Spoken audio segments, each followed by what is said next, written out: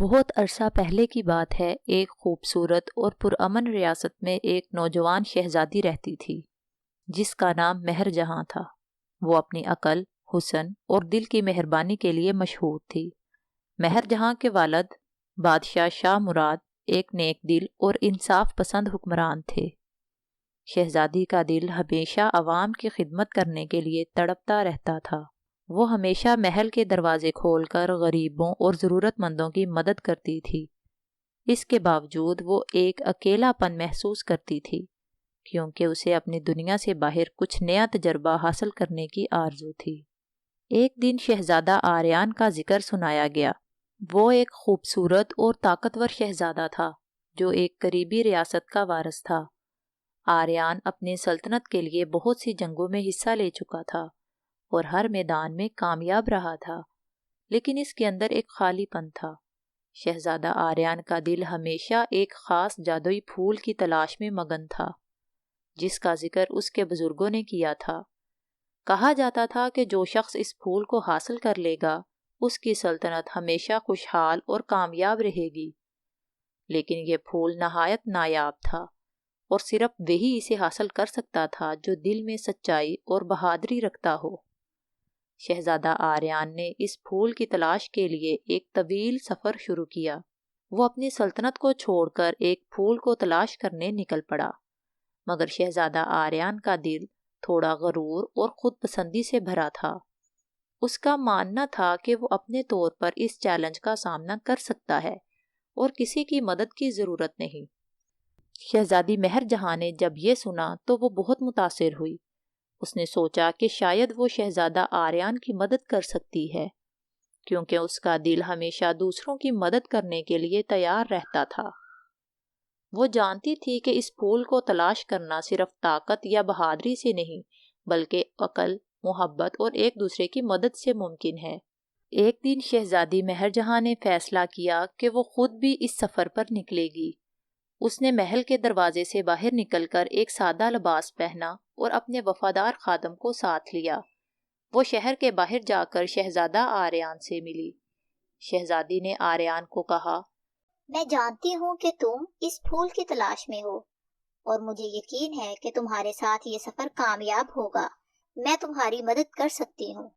شہزادہ آریان نے پہلے تو انکار کیا اور کہا کہ وہ خود اس چیلنج کا سامنا کرے گا، مگر شہزادی کی ذہانت اور پر اعتماد شخصیت کو دیکھ کر اس نے اس کا ساتھ دینے کا فیصلہ کیا۔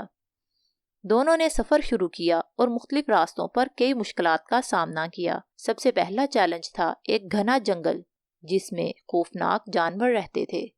شہزادہ آریان نے اس جنگل کو تیزی سے پار کرنے کی کوشش کی، مگر شہزادی مہر جہاں نے اسے روکا اور کہا، ہمیں ان جانوروں سے لڑنے کی ضرورت نہیں، ہمیں صرف ان کا احترام کرنا ہوگا۔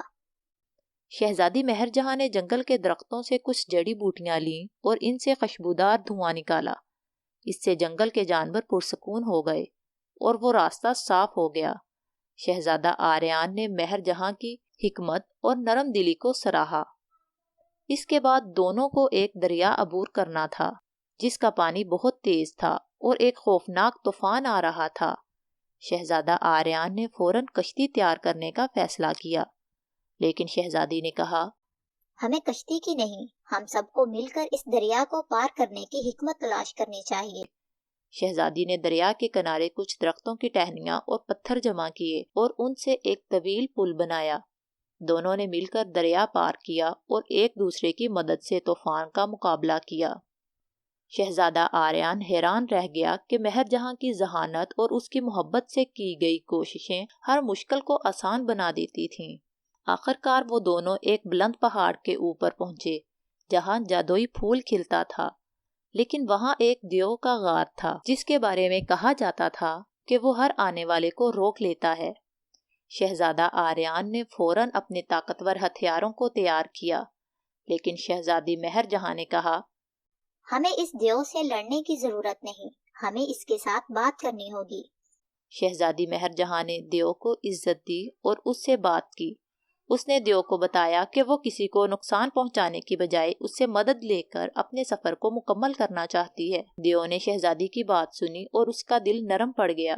وہ خوش ہو گیا اور انہیں پھول دے دیا اور کہا، یہ پھول تمہارے دل کی صفائی کی وجہ سے تمہارے پاس آیا ہے۔ جب دونوں سلطنت واپس پہنچے تو شہزادہ آریان نے سیکھا کہ زندگی میں صرف طاقت نہیں بلکہ محبت، عقل اور دوسروں کی مدد کرنے سے کامیابی حاصل ہوتی ہے۔ شہزادی مہر جہاں نے اسے دکھایا کہ دنیا کو بدلنے کے لیے دل کی صفائی ضروری ہے۔ شہزادہ آریان اور شہزادی مہر جہاں نے ایک دوسرے کے ساتھ شادی کرنے کا فیصلہ کیا اور دونوں نے مل کر اپنی سلطنت کو خوشحال اور کامیاب بنا لیا۔